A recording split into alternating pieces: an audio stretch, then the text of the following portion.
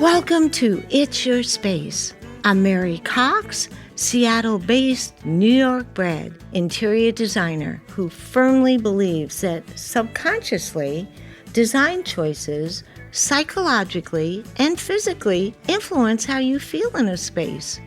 This podcast will introduce you to the science behind how your environment impacts your well-being. I'm often asked what my process is for designing a space. It's easy. I listen. Because the truth is, you actually know what you want, and I know how to get you there.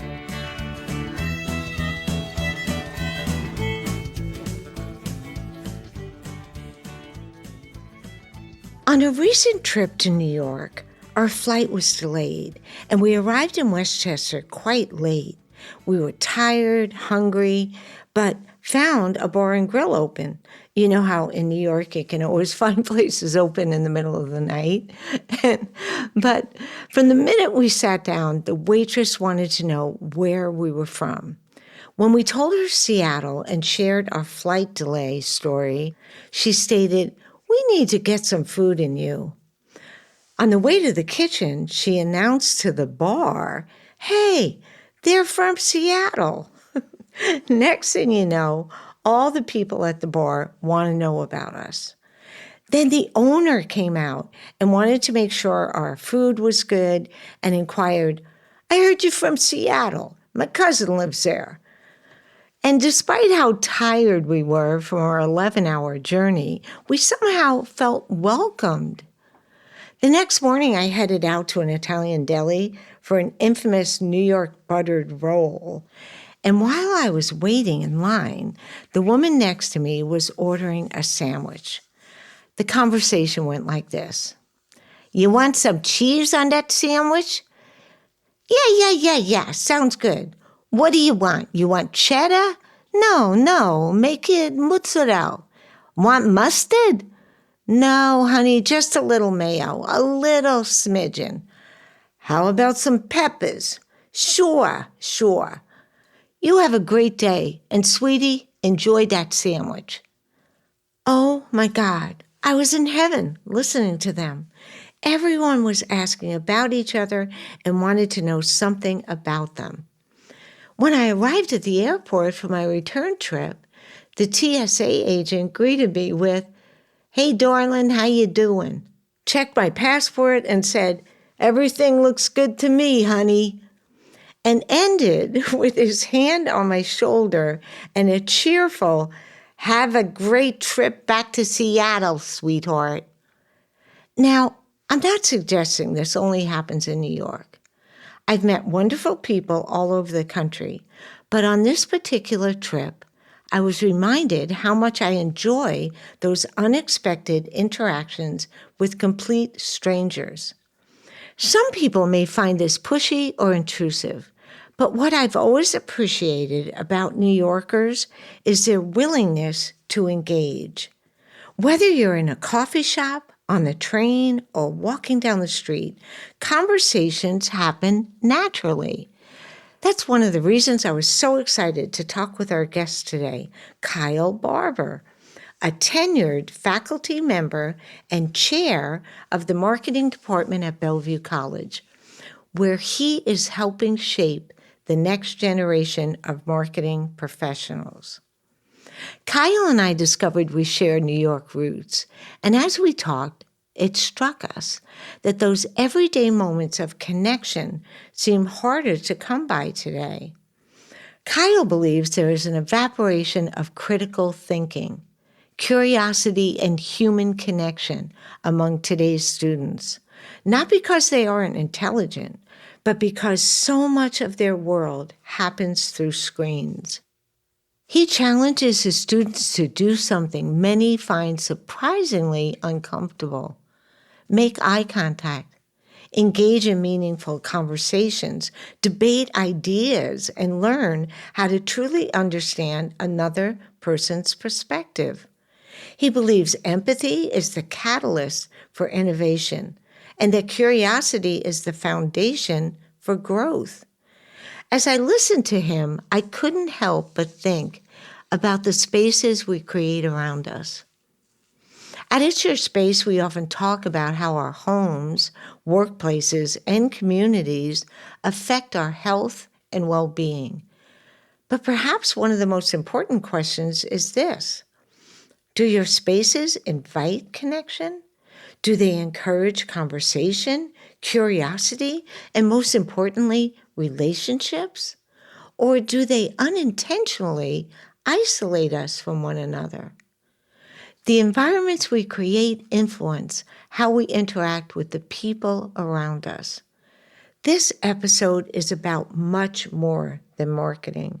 It's about the human skills that technology can never replace: curiosity, empathy, human communication, and connection, and how the spaces we create enhance that.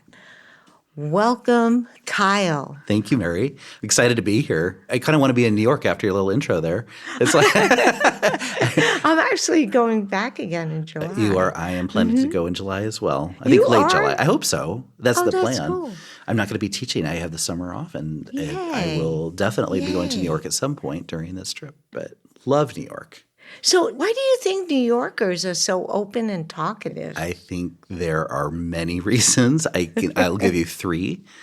The first one is, I think, just cultural, right? When I grew up here in Seattle, I think a lot of the folks here come from Scandinavian heritage because of our past industry in lumber. Right. We have many Asian American families living here. And then culturally, Scandinavians or Asian cultures might be a little bit more quiet. And then you live in New York. When I went there, I was surprised. I had to change my communication style a little bit because folks were much more direct. We have a lot of people that were from Southern European roots, and they're much more gregarious, much more direct. Right. And I think culturally that's part of it. And it did require some adjusting. But I also think New Yorkers are open and talkative more so not just because of communication styles associated with their culture, but even more so just because of why they went to New York. So That's interesting. Yeah, I chose to go there interesting. because I would watch movies when I was young, and I would see this place as a buzzing, exciting, energetic place, right? And I'm like, I want to go there. And other people saw the same representations in media. They see it as this place of excitement, a place where accomplished people go. And it is. That's not a myth. That is accurate representation. Not everything about how New York is represented in the media is accurate, but that one is. It's very true. It draws colorful people. And then you go there, and I think it's very easy to have conversations because everybody is interested in all these other interesting characters. And you just feel more permission to just be open and talkative and share your ideas. I think you also struggle a lot when you go to New York, right? So everybody's kind of in it the same way that first year. Like, you don't have much money. You're just trying to figure out a way to, I'm going to make it. I'm going to survive here. The odds may be stacked against you. And so if you're one of those survivors that do make it and then start to thrive in the city and say, I'm comfortable now, well, you want to share that experience with others too. But I think there's also the challenge of just like it's a competitive workplace there, right? I mean, it's a hustle. You got to go there and you need to hustle for the business. And so I think because you develop those skills quickly, you start to feel more of a comfort at talking with people. And so I think that makes you more open, right? Just as we develop those skills. Yeah. And it starts to become a natural extension. Like, it's okay for me to talk to people. I was a shy, quiet person when I was young. I do not see myself as shy and quiet now. Do you believe that had anything to do with your 16 years in New York? Absolutely, yeah. No, I definitely had to learn to. Oh, absolutely, yeah. I think I did make huge improvements on that before I went to New York. But New York is like a masterclass in trying to like work on your soft skills because it's critical. True. I don't think I would have advanced in my career as much as I did if I hadn't really taken it seriously. And I also don't think I would have made the friends that I made. I don't think I would have had those relationships if I didn't commit to it. So you told me you feel that students right now, your students, they need to be learning, how do I serve my client? Yes. But students tend to lean on AI. So Very much. why do you feel that way? Well, I definitely do feel they need to be serving their clients because when you think about what AI is doing is automating like low-level activity, right? Those easily step-by-step type things, those are very easy to program into AI. Those are going away. So I'm telling my students what you need to do is find comfort in listening to what your client needs, understand the challenges they face, look for clues, and then provide solutions. Because that stuff is hard to auto-generate. That still requires a human touch. AI is getting a little better at it. Scares me a little bit, but it's still going to be years before human strategy is replaced. So I think AI is not the enemy. I'm glad they're using AI, but they must have those critical thinking skills first, or the prompts that they put into AI asking for help are kind of lousy. And so I see sometimes students will put in the actual assignment in its entirety into the tool, and then it reports back a solution, and then it still is Right. posting my question to them. So it's like it's very obvious you used AI here. But AI can be really, really powerful, can be really good, and it can work in tandem with serving your client, but only if you develop those critical thinking skills. AI is fascinating and scary, but it's It here. is. And But it's here. It's here. So we work with it. Now, you shared with me that you are demanding of your students. Can you tell me, My like, what students does will that? definitely confirm that to be true. I work at a school where it is open enrollment. Anyone can come and take classes at the school. It's not selective. And so students have a chance to come in and participate. And that means some of them come in with really great training from K through 12. Some of them already have bachelor's degrees, but they just want some specific training in marketing. Some of them are in industry right now, and they just want to take a class here and there because there's a specific marketing skill they want to Interesting. develop. So I have a very wide range of students. I also have a lot of high school students coming and taking classes as running start students. It's great to have that diversity. But you can also imagine there's a lot of differences in how ready they are. And so my job, I believe, as a teacher in a professional technical degree, such as marketing is at Bellevue College, I need to get students ready for careers. I need to make sure where there is employer demand in the King County area, we're generating some really qualified marketing graduates who understand how to do the thing that is needed by Microsoft, by Amazon, by many small, medium-sized businesses in the area. They all need some folks that can come in and hit the ground running. They don't need to know everything about marketing, but they need to know a lay of the land. They need to understand how to do campaign work. They need to understand how to listen to, like, if you're doing client work, how do you serve the client? So I am basing my curriculum on what I believe industry is asking for. And we have an advisory board. They come in and they tell us what they're looking for. And the curriculum has evolved over the years because, marketing is constantly changing with all the technology. But certain things are not changing, which is we want students to develop those critical thinking skills. And one thing that does not change year after year, as our advisory board says, when we hire recent graduates, they often are lacking in those critical thinking skills. They are not so strong at problem solving. So one thing we're trying to do in our program at Bellevue is really making sure that students are getting a strong foundation in that.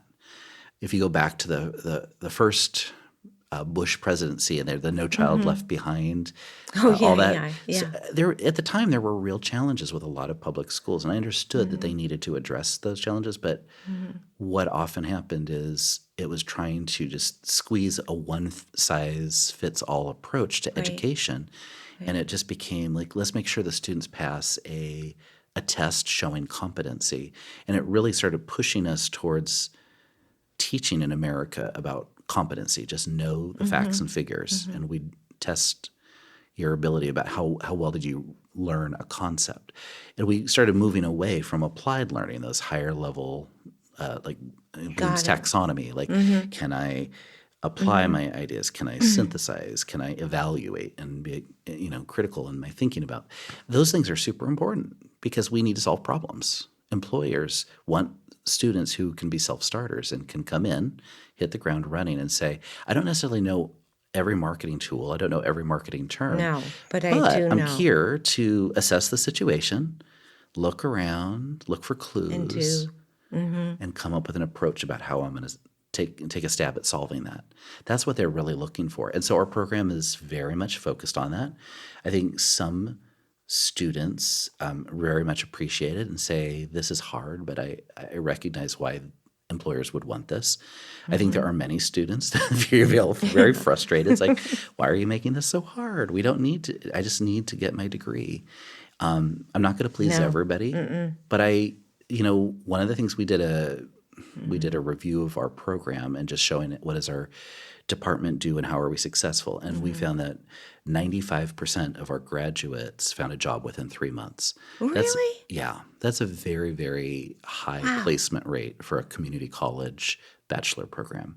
I wanted to interject something right Sure, now cool, yeah. because what you were saying, and I found that somebody who felt comfortable. I've had numerous businesses over my lifetime. I'm a born entrepreneur. And I was a one-on-one marketing, meaning of me being out there, being with people, was my sweet spot. Yeah. I love people. I love to be with them, hear about them. And then it was connection. So it was relationship built, the marketing. Yeah. Okay. And then when everything just changed pretty fast into social media as you're marketing, I was like, ugh. I could write articles, have them put in magazines. I can do all that. Right. But all of a sudden I was like, oh, yeah. This is so out of my comfort zone. Yeah. Because it took the relationship part out of it. It was all a black and white type of marketing. Right. And I dabbled with one of the businesses I still have that we would do video presentations that would help people, because then I was back in the loop of how to, I have a equestrian home decor. So how do you take all that horse tack and turn it into cool things in your home? Here's your Pinterest collection of horse paraphernalia or horse themed. Like, here, this is what I'm going to tell you, all those things you have. But then I could feel like I was involved. Right. And now it's just accelerated so much with marketing.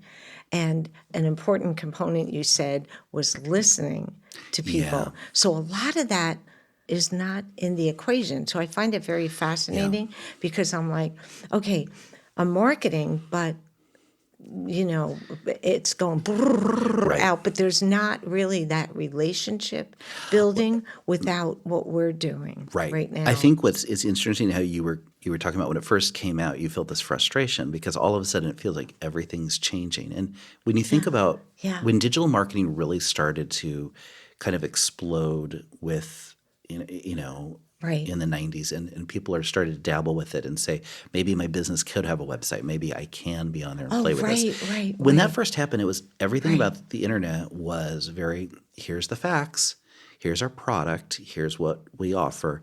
And it did feel rather soulless. So you being a business owner who puts yourself into the way you represent your brand, that probably felt very defeating. Like, I don't want to do this. I don't want to put this content up because you're losing your humanity. But what's interesting is because you have the past experience of building relationships as part of what you did. Now that marketing is evolving, the technological capabilities are better, it's easier to use digital as a tool to just extend what you already do and how you do your business. And so I think it's a lot more comfortable now for people. But those early days of the internet were really ugly for businesses because it just felt so, I know.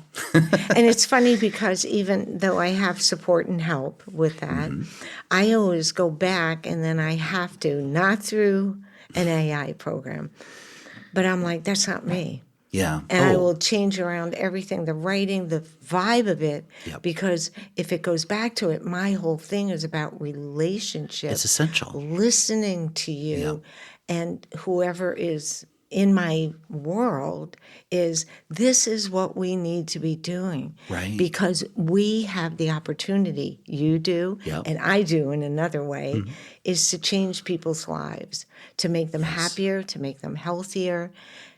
And we're not doing it when I'm just posting. No, the post is an invitation for them to come and find out more and start the conversation with you. And then when they come and meet you in person, it better be consistent with what they've seen before. Or if they've already met you, everything that comes after that needs to be consistent too. Exactly. That's why doing marketing well is very hard. There's lots and lots of marketing jobs, and you would think, oh, well, can we just fill all these? And isn't AI going to replace all of it? It's like, no, because we still need humans to think about thoughtful marketing implementation. That's why I'm not worried about students finding job opportunities. They just can't see. One of the problems is students will come to me and say, oh, yeah, I want to do marketing because I want to be an influencer. Or I just want to manage social media channels. I'm like, well, to what purpose? Like, I don't know. I just like social media. And that's a problem because it's all tactical. It's just like I'm willing to create some posts in Canva and put it up on our Instagram. And I'm just like, yeah, but you need to be thinking about, like, is there a bigger story? Like, how are you growing your business? How does that post extend what you're trying to do? Exactly. That's what I'm trying to get the students to really wrap their heads around, is like, I need you to have a purpose and defend that position of why we're doing this. Of why you're doing it. It's the why. No, it's the why. They're very curious about the what, and we do teach the what. We ask them to roll up their sleeve, get industry And certifications, get in there. but they're not going to get jobs if they can't do the why as well. Now, I love that you took your students on a trip to Nashville for a series on debating, because you believe that we need to understand speech and human skills to have meaningful conversations with other human beings. Imagine that. And imagine that, what we were talking about. Why do you think that is, and what can we do to help build those skills? Yeah. When I was a student, I was told by a teacher, you will go do speech and debate, and you're going to work on those soft skills. And I was like, oh, God, no, that sounds horrible. But it was very transformative for me. And I grew so much from that experience. And a lot of people say, oh, speech and debate is what you do if you're going to be a lawyer. I'm like, no, speech and debate should be what everybody does until you truly feel comfortable and enjoy talking with others. Everybody should have these skills because it opens so many doors. If you can have conversations with people, if you can genuinely be present and engaged with people, they're going to buy from you instead of the other person, because you are you. You're available. You're interested. You're real. I mean, why wouldn't they choose that person? Now, I found it fascinating that marketing was never your plan. Nope. And it was never a passion, and you feel like you fell into it, but you had so much intellectual curiosity and found it was something you could continue to keep learning. And on It's Your Space, we often talk about the idea of creative listening, which we've already touched on a couple of times. Paying attention to the people, experiences, and opportunities around us. And when you look back on your life, were there conversations, mentors, or chance encounters that changed your trajectory? Oh, absolutely. You know, I was telling you about I had that teacher who told me I need to do speech and debate. She was very transformative. This was in middle school, junior high.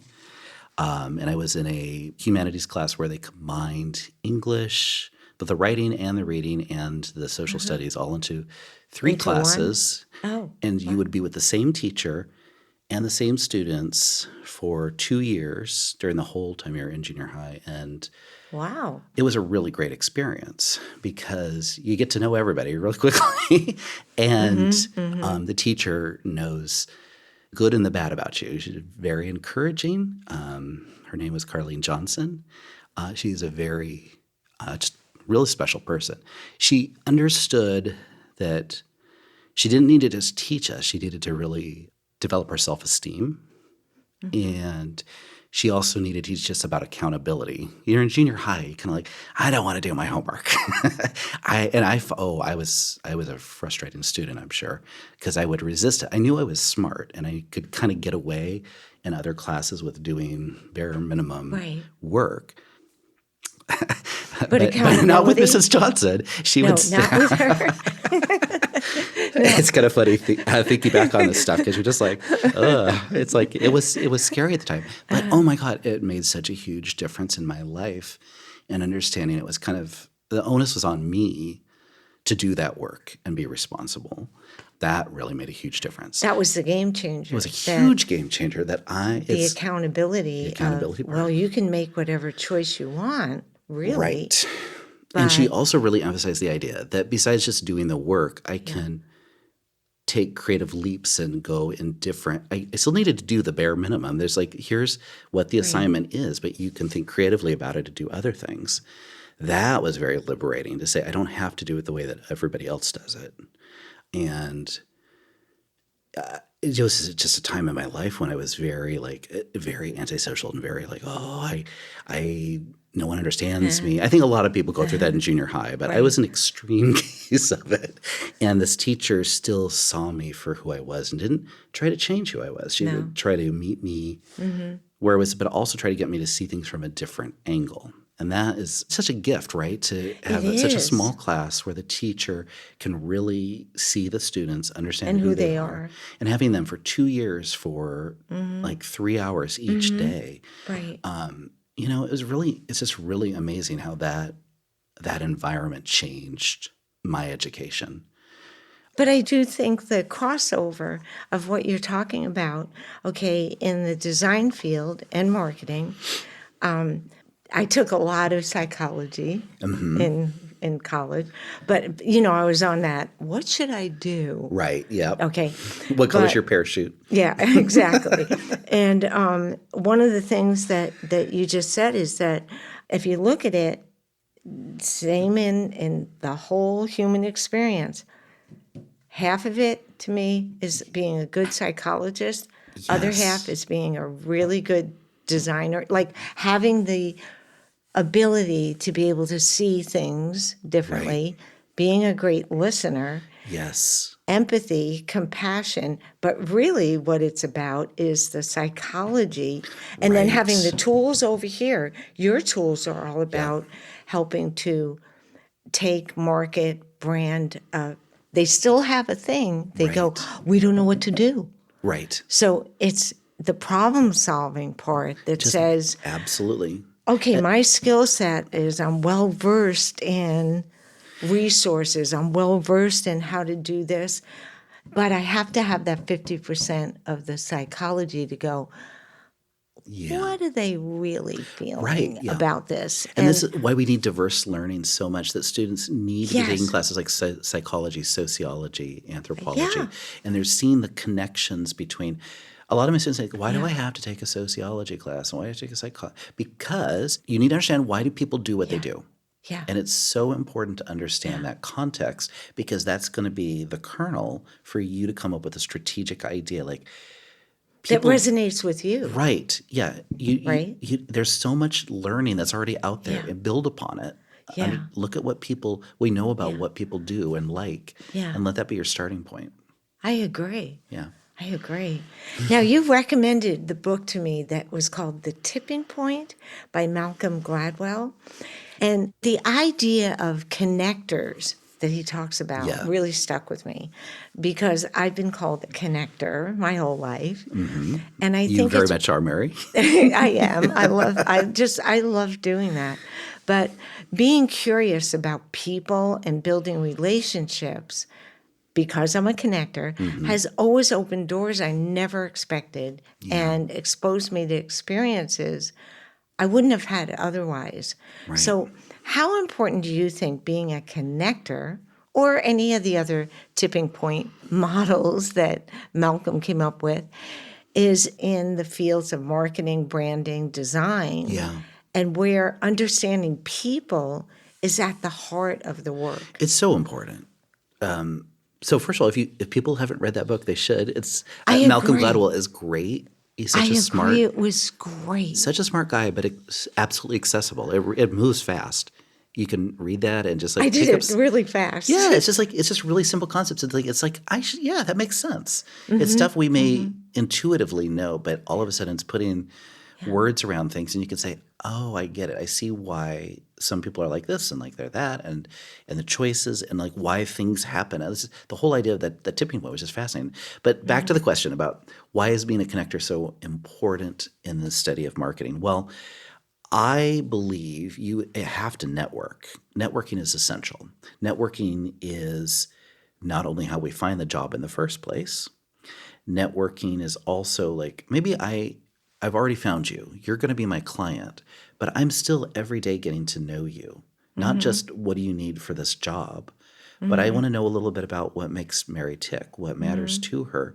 If I have that understanding, I can serve you better. I can make you feel seen and heard, and actually all of those personal interest things might inform how I'm going to come up with a marketing camp for you. Or I come up with a design direction strictly because if you're listening, then the things they will convey to you, and I've spoken about this a couple of times before, it's not always verbal. It can be body language. Right. But I'm having a one-on-one, and with that, when questions are asked or about their environment and how they're feeling and how we can try and make it better, it can be down to little nuances. I'm sure you have clients tell you things like, I want this. You give them that. They go and look at it, and then you see the stiffness in their body.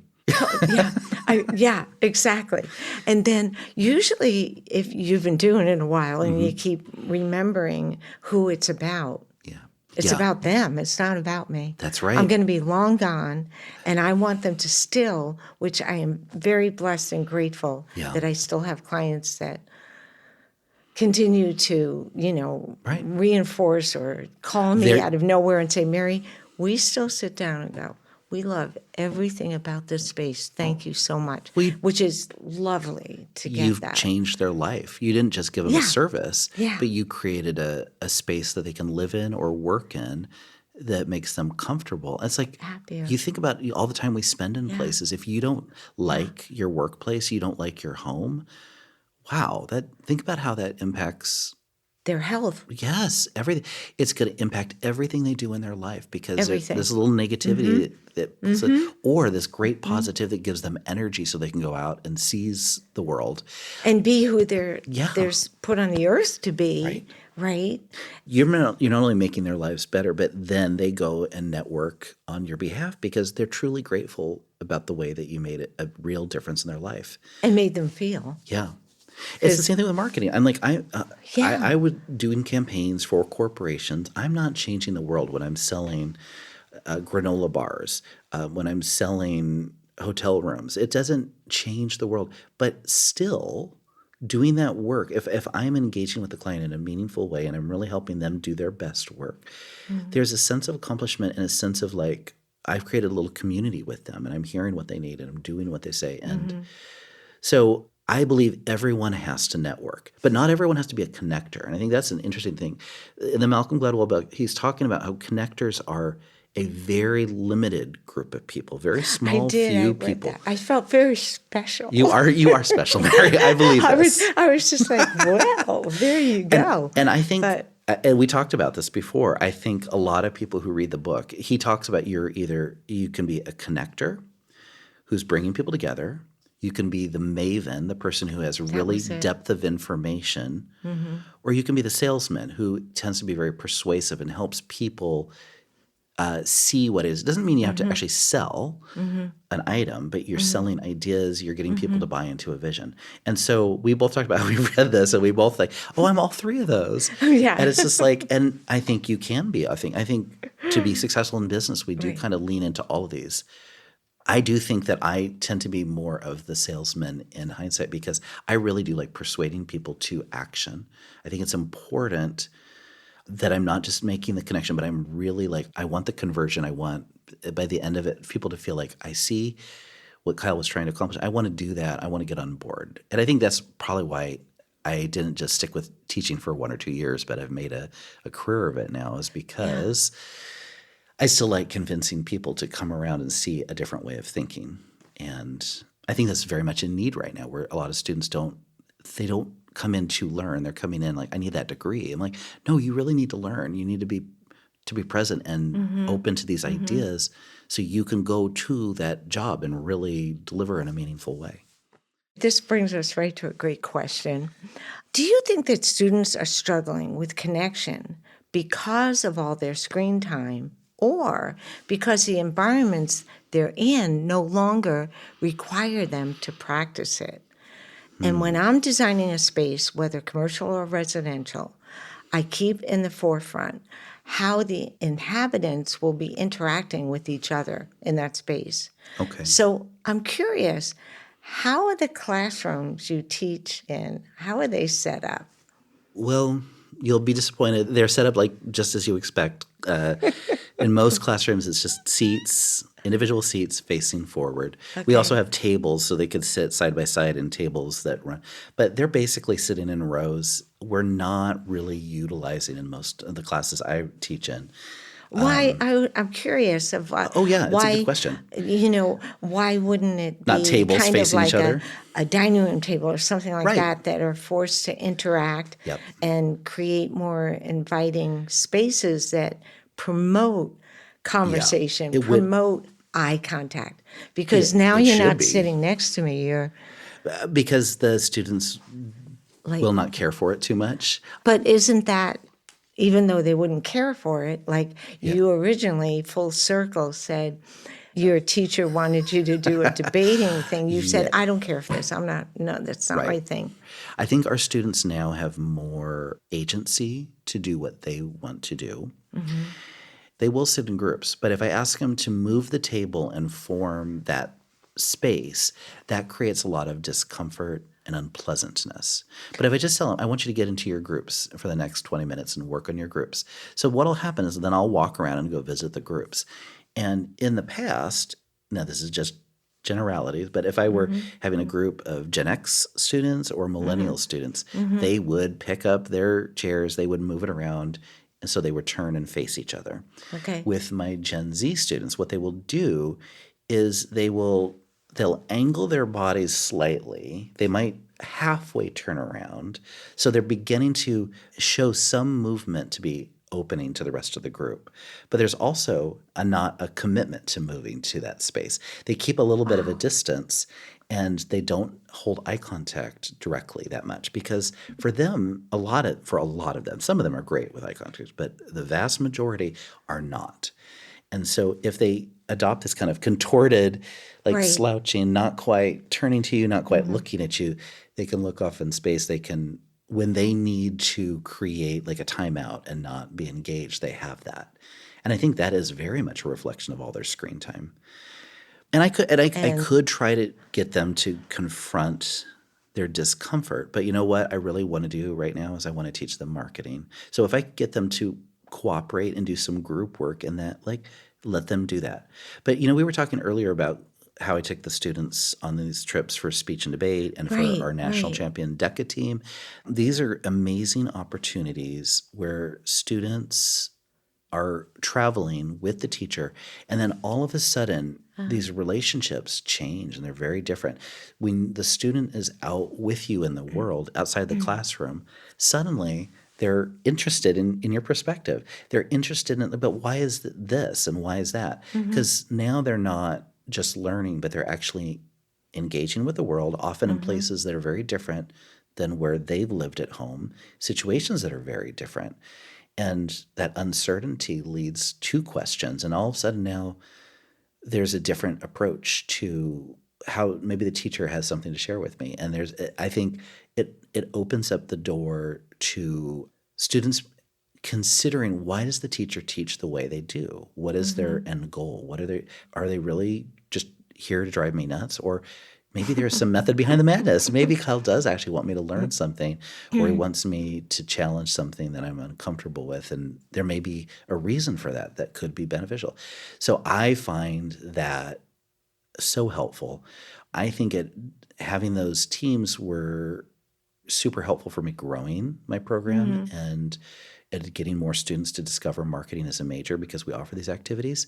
But even more importantly, it helped with the retention and getting them to complete the degrees because now that gave them the community. A lot of students come in, they go to a class, they feel like I just got to get in, get out, do it.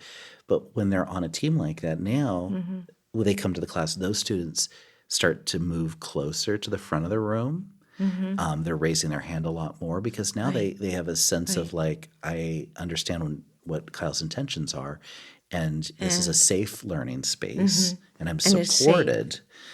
I think a lot of students just need to feel supported. I think a lot of them feel I mean, you see how everyone's turning to dystopian fiction, right? All these dark future state worlds is very popular with Gen Z, and it's because it's a reflection of a sense of powerlessness. A lot of them feel like, well, I got dealt a raw deal.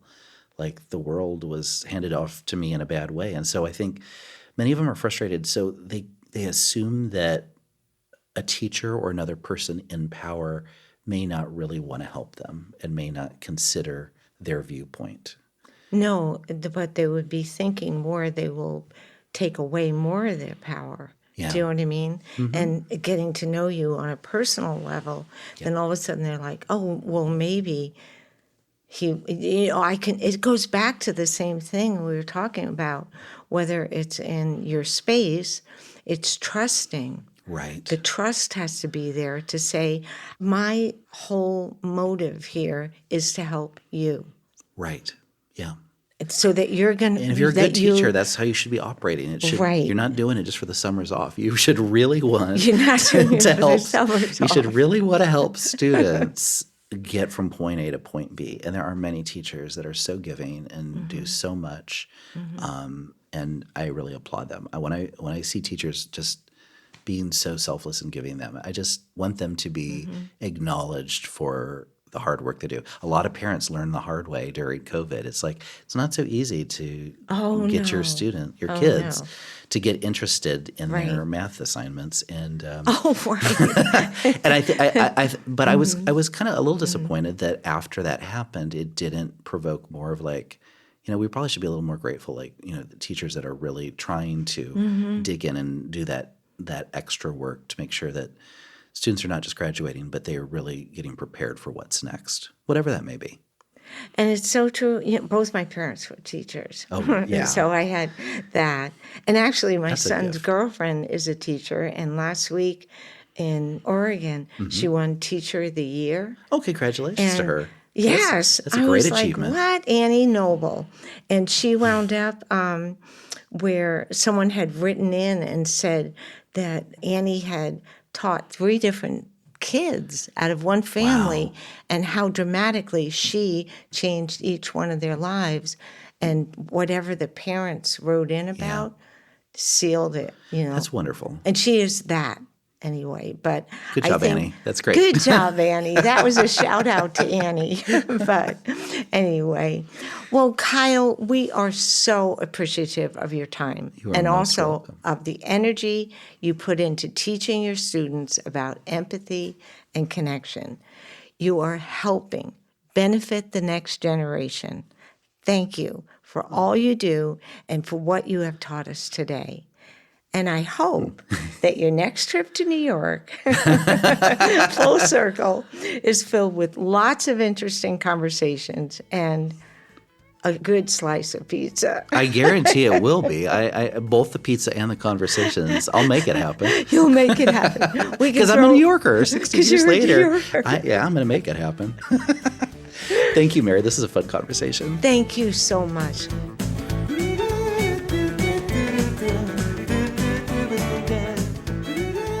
I hope that this podcast will help empower you and teach you how to pursue your vision for your home by becoming aware of how design elements make you feel. We have many creative and inspiring guests joining us in future podcasts, sharing their knowledge and experiences with holistic design. And we're very excited about hearing from all of you and learning about your reactions to different design components. We welcome your comments and likes, And of course, would greatly appreciate you subscribing to our channel. Till next time, remember to start listening to yourself, because it's about you. It's your home. It's your space.